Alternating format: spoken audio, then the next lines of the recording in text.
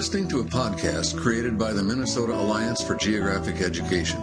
Our mission is to help you understand your world better through geography.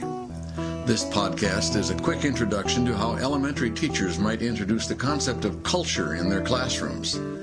There are supporting materials which may be downloaded from links on the MAGE site where this podcast is housed. In addition, on some devices, this podcast shows visuals, chapter controls, and clickable internet links. This podcast is directed at elementary geography teachers and addresses the following Minnesota geography standards: 03231 and 14242. Maureen Trepp is a retired master teacher who taught grades 3 through 7 in the Minneapolis public school system. She is a longtime MAGE member who has coached pre-service college students and is currently an adjunct human geography lecturer at Augsburg College. Maureen is also a history interpreter for the Minnesota Historical Society.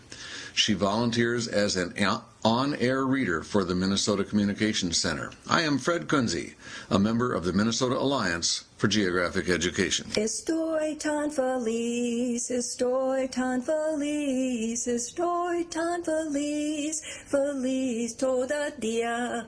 Ya no kipuda, ya no kipuda, ya no kipuda, Hansun kipuda.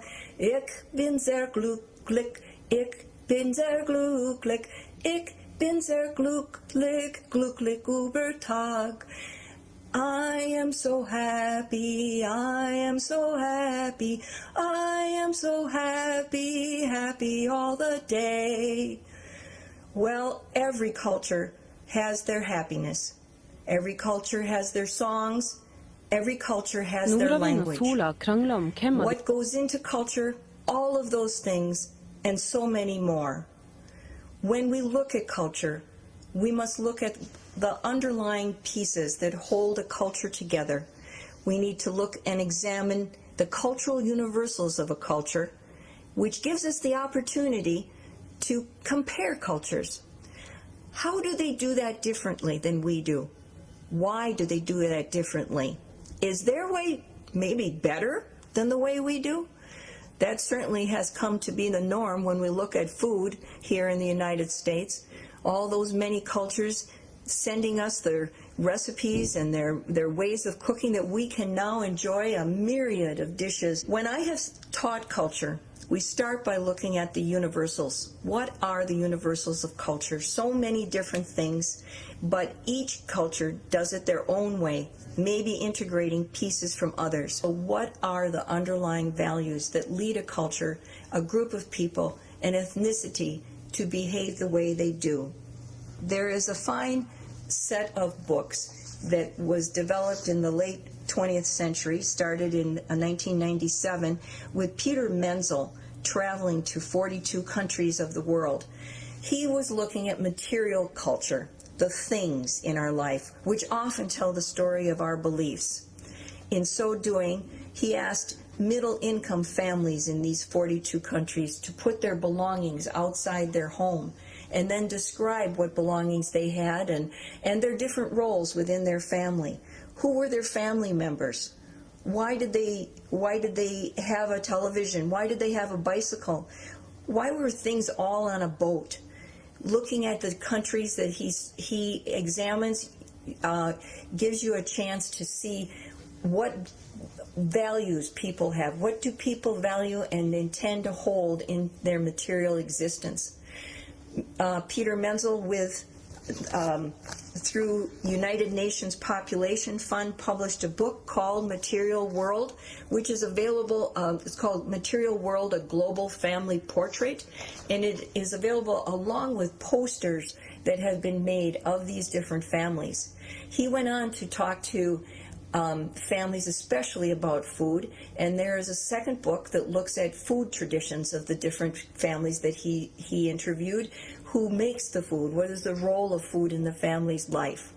Also, a third book looks at women of the material world.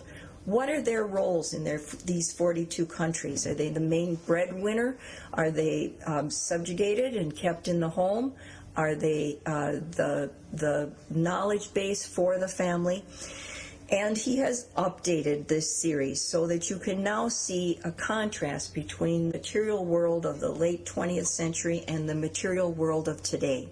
I urge you to find these books and use them within your classroom, or if you have a widely culturally diverse class, use the class itself. Ask children if they can share things from their culture. When I taught in a classroom that had a large mix of Hmong and Hispanic children and African American and Native European American children, I asked each of the groups to tell us a little bit about what they ate, because that's the easiest part for the kids to do.